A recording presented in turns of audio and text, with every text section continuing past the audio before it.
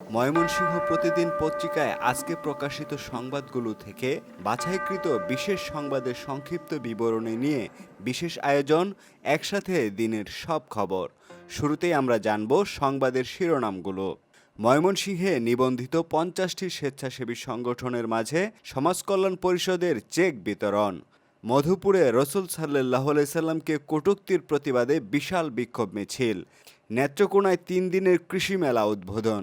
কেন্দুয়ায় মেম্বারের হামলায় যুবক খুন। বিশ্বনবী মুহাম্মদ সাল্লাল্লাহু আলাইহি সাল্লামকে কটূক্তির প্রতিবাদে বিক্ষোভ মিছিল অনুষ্ঠিত। এতক্ষণ দেখছিলেন সংবাদ শিরোনামগুলো, এখন থাকছে বিস্তারিত। ময়মনসিংহ জেলা সমাজসেবা কার্যালয় থেকে নিবন্ধিত ৫০টি স্বেচ্ছাসেবী সংগঠনকে ২০২৩-২৪ অর্থবছরে বাংলাদেশ জাতীয় সমাজ কল্যাণ পরিষদের অনুদানের ১৭ লাখ টাকার চেক প্রদান করা হয়েছে। রবিবার বিকেলে জেলা সমাজ কল্যাণ কমপ্লেক্স এর সম্মেলন কক্ষে আয়োজিত অনুষ্ঠানে স্বেচ্ছাসেবী সংগঠনের মাঝে চেকগুলো বিতরণ করা হয়। জেলা সমাজসেবা কার্যালয়ের উপপরিচালক রাজু আহমেদের সভাপতিত্বে ও সমাজসেবা অফিসার নিজুয়ারা এর সঞ্চালনায় আয়োজিত অনুষ্ঠানে প্রধান অতিথি হিসেবে স্বেচ্ছাসেবী সংগঠনের মাঝে চেক তুলে দেন ময়মনসিংহ জেলা প্রশাসক মফিদুল আলম।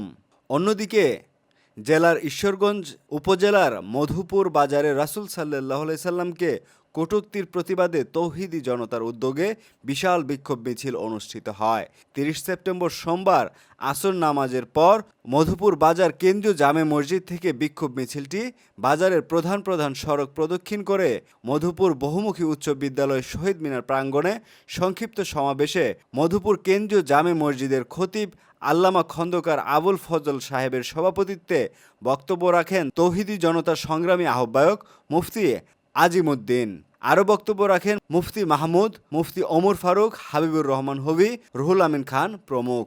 এদিকে নেত্রকোনার মদনে ২০২৩-২৪ অর্থ বছরে blood reconstruction emergency assistant project প্রকল্পের আওতায় ও কৃষি সম্প্রসারণ অধিদপ্তর মদন উপজেলার আয়োজনে সোমবার সকালে উপজেলার পাবলিক হল মাঠে ফিতা কেটে ৩ দিনব্যাপী কৃষি মেলার উদ্বোধন করা হয়েছে।